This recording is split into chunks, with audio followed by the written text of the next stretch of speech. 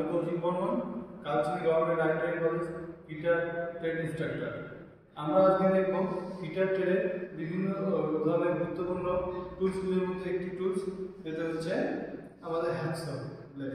Hacksaw blade বিভিন্ন ধরনের cutting tools আছে, তার মধ্যে একটি অত্যন্ত গুরুত্বপূর্ণ টুলস হচ্ছে আমাদের হ্যাকসো ব্লেড। আমরা ফার্স্ট জানবো হ্যাকসো ব্লেডের বিভিন্ন অংশের নাম। এটি হচ্ছে হ্যান্ডেল, তারপর এটা হচ্ছে ফ্রেম দু ধরনের হয়, একটা সলিড ফ্রেম আর এটা হচ্ছে আমাদের হবে হলো ফ্রেম।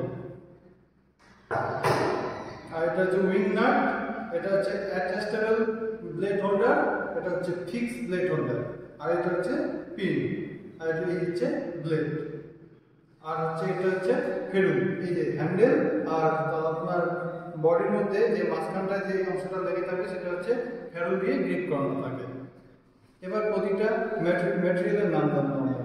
হ্যান্ডেল দুই ধরনের হতে পারে, একটা হচ্ছে স্ট্রেট হ্যান্ডেল যেটা কাঠের তৈরি, আর একটা হয় হচ্ছে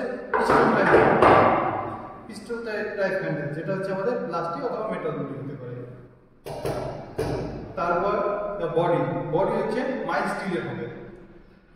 এরপর আছে উইং নাট, এটা হচ্ছে কাস্ট আয়রন অথবা মাইল্ড স্টিলের হতে পারে। তারপর হচ্ছে ব্লেড আমাদের হাই স্পিড স্টিল অথবা হাই কার্বন স্টিলের তৈরি হয়, এটা হিট ট্রিটমেন্ট করানো হয়। ধন্যবাদ।